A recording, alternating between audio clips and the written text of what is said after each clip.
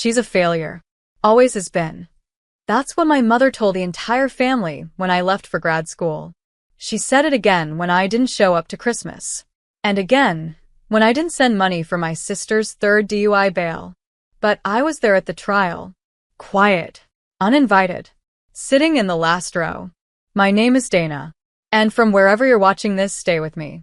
Have you ever been erased by your own family, only to return so powerful they couldn't even say your name? The courtroom was packed. My sister sat in a neat blouse, pretending to be innocent. My mother clutched her purse, whispering something about how this would all go away. And I sat alone, hands folded, jaw still. I had no intention of speaking. I just came to watch them. The same people who called me dramatic, ungrateful, invisible. The judge entered. He was mid-50s. Serious. One of those faces that didn't flinch even during murder trials. He skimmed through the file, glasses low on his nose, then paused. He looked up, scanned the room. His eyes landed on me. Stuck there. He squinted, then leaned slightly toward the mic and whispered, loud enough to shatter the silence. Wait, dear Governor Dana Walsh? You could have heard a pin drop. My sister's lawyer stammered. The court clerk dropped his pen. Even the bailiff turned. But my mother? She went pale. I didn't stand. I didn't smile. I just looked at the judge and nodded once. He straightened his posture immediately. We're done here, he said. This case is no longer being handled the way your family expected. Because the daughter they labeled a failure, the one they never invited, never supported, never respected, was the most powerful person in the room. And suddenly, their silence wasn't passive. It was fear. The air in the courtroom changed, sharp, electric. Like everyone had just realized they were standing too close to lightning. The judge cleared his throat. He addressed the room with new weight in his voice. I'd like to request a brief recess. But what he really meant was, what the hell is she doing here? Because governors don't just show up to routine DUI cases. Especially not in disguise. No security detail, no staff, no announcement. But I didn't come as a politician. I came as the daughter they threw away. As the sister they used for contrast. As the woman who was told, repeatedly, you're not one of us. I watched my mother lean toward my sister and hiss through clenched teeth. You didn't tell me she was coming. My sister didn't reply. She didn't need to. She just kept her eyes on the floor, suddenly remembering every time she mocked my campaign behind my back. Every Thanksgiving where she toasted her new job, while I sat in silence after working 80-hour weeks as a public servant. They thought I'd never make it past city council. They said I was boring, cold, too serious. But cold girls climb quietly, and when they reach the top, they don't shout. They decide. The judge walked over to me during recess. He took off his glasses. Governor, I had no idea. If I had known. I stopped him gently. I'm not here in any official capacity. I'm just observing. He nodded, but the message was clear.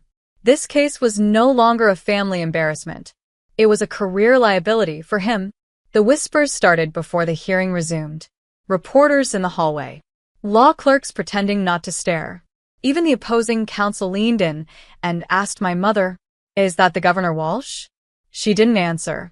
Because how do you explain disowning a daughter, only to watch her become the most powerful name on the docket? And me? I sat there, quiet, still, unapologetic.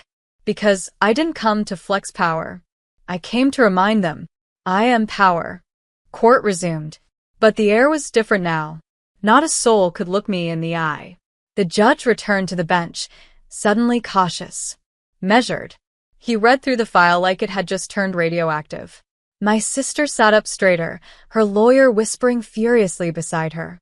My mother? Still frozen. Still pale. Still clutching that purse like it held an explanation. Because here's what no one tells you. When a woman rises in silence, the people who mocked her have no script for the moment she turns back around.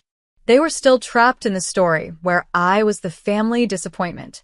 The one who wasn't pretty enough, social enough, obedient enough. The girl who read too much and smiled too little. The one who left home and never looked back. But I didn't leave empty-handed.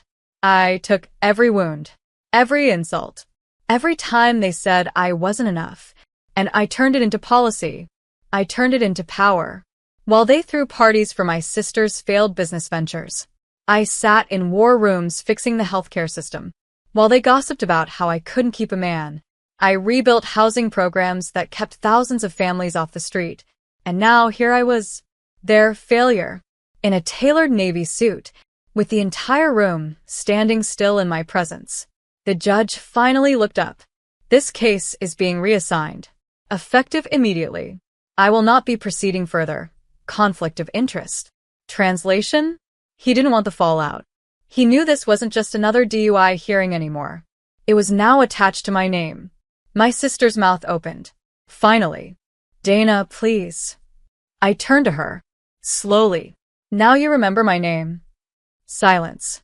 Because that's what guilt sounds like when it finally recognizes the person it tried to erase. I stood. I didn't storm out. I didn't gloat. I just turned to the bailiff and said, I'm done observing, and walked straight down the aisle, every pair of eyes following me, including the ones that once looked away when I needed them most. Because when you spend a lifetime underestimated, you don't have to slam the door when you leave. You become the building. Outside the courtroom, the press was waiting. They didn't know why I was there. Not yet. But someone had tipped them off that Governor Dana Walsh had been seen at a misdemeanor DUI trial. Microphones. Flashes. A whirlwind of questions. Governor Walsh, are you involved in this case? Is there a personal connection to the defendant? Can you confirm if the woman on trial is your sister? I didn't flinch. Didn't run. Didn't hide.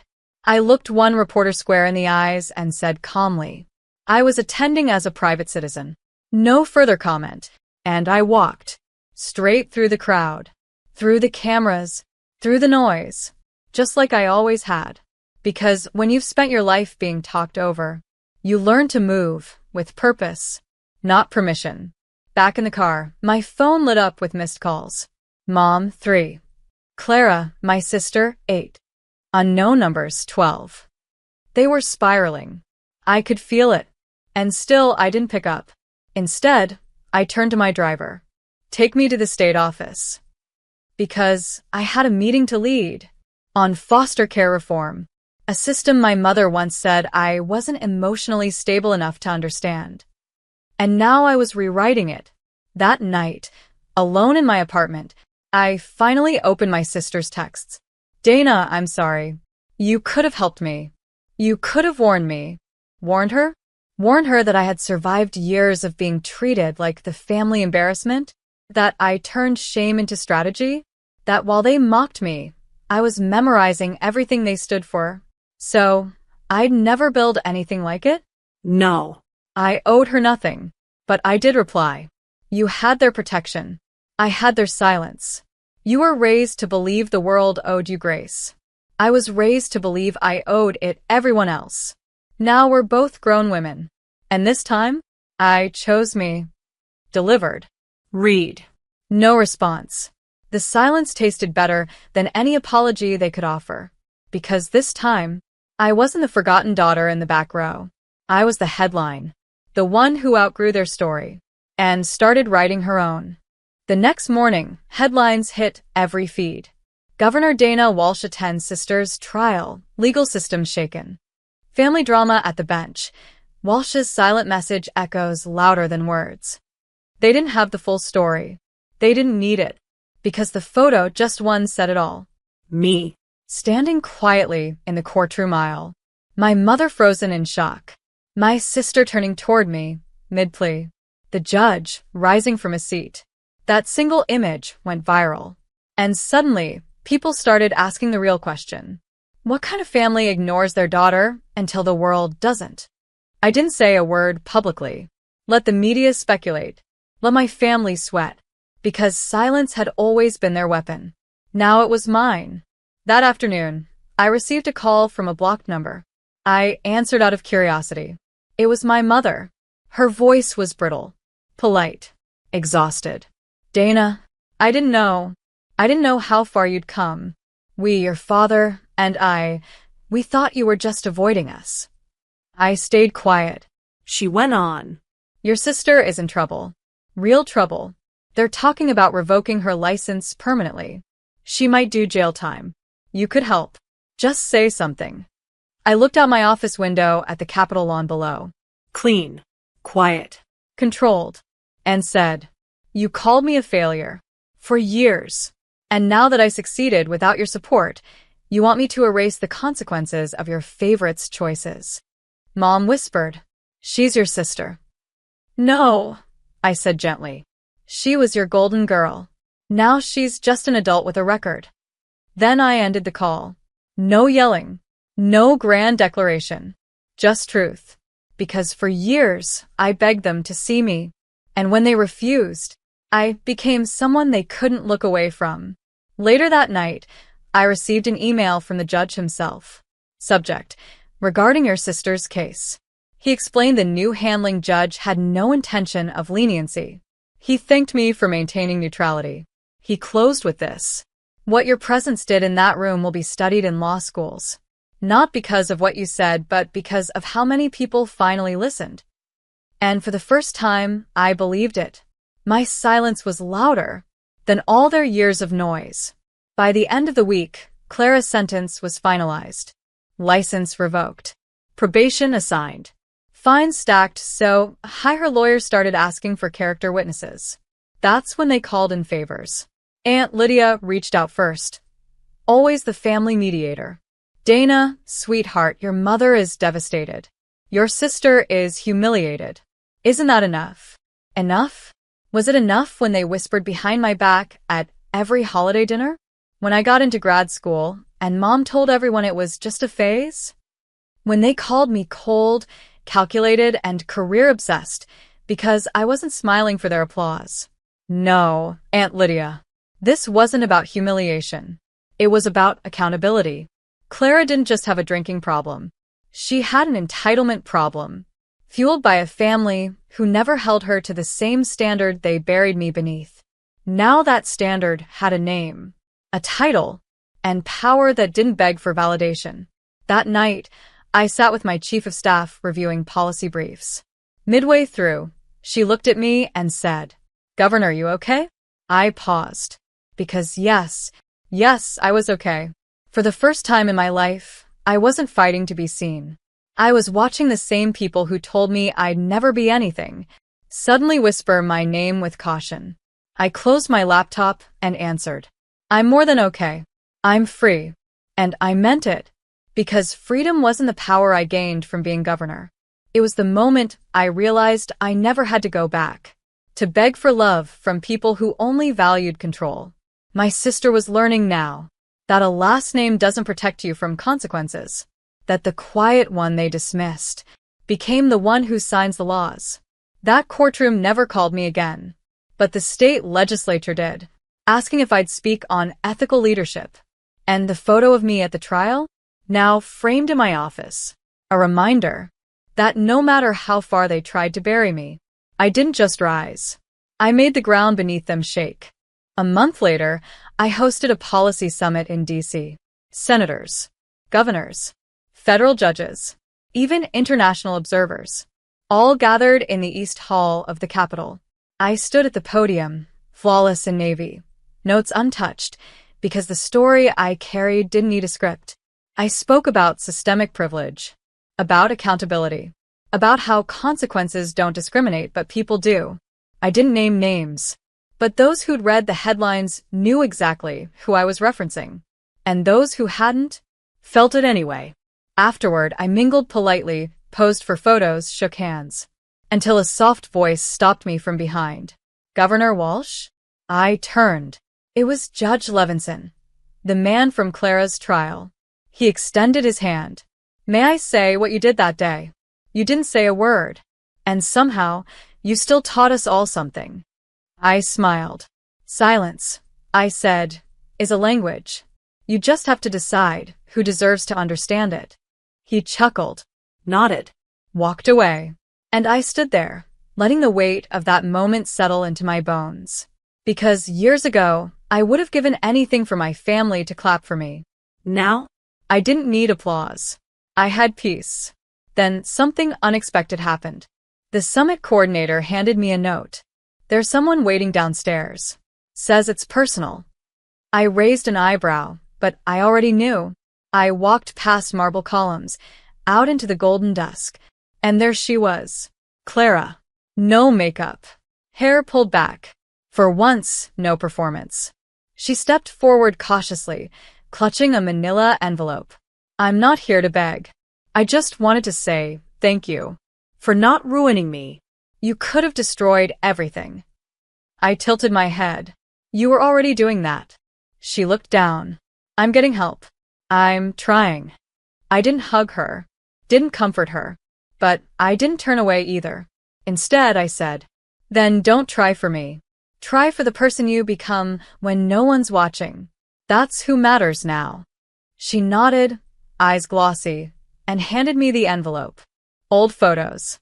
From when we were little, before it all got complicated. Then she walked off, and I stood in front of the Capitol steps, envelope in hand, realizing something powerful. My story didn't need revenge. It needed clarity. They didn't break me. They built the exact kind of fire I'd one day lead with. Back home, I placed the envelope on my kitchen counter. Didn't rush to open it. Just watched it, like it might still bite. That night, I sat by the window with chamomile tea. No guards, no cameras, no headlines. Just me. And finally, I opened it. Inside were moments frozen in time. Clara and I as kids, laughing in the backyard sprinkler. Dad grilling, Mom pretending to care. One photo of me in oversized glasses, holding a science fair ribbon, standing alone. No one was clapping. Not even them. And still, I was smiling. Even back then, I knew how to celebrate myself. That little girl didn't need a crowd. She just needed someone to believe in her. And eventually she became that person. I stood up and framed that science fair photo, right next to my framed inauguration one. Two girls staring back at me. One invisible, one undeniable. And both me. The next morning, I declined a call from my mother, then blocked it. Not out of anger, but because healing isn't about revenge. It's about choosing who still gets access to your peace. Clara's story wasn't mine to clean up, and my silence wasn't punishment. It was closure, because the woman they called cold built housing for the homeless. The girl they called dramatic wrote laws that protected children from abuse. The daughter they called a failure became a leader the nation now looked to in crisis. They wrote me out of the family. So I wrote myself into history, not with a scream, not with a crown, but with quiet, focused power. And a reminder to every forgotten daughter. You don't need their seat at the table. When the time comes, you build the room.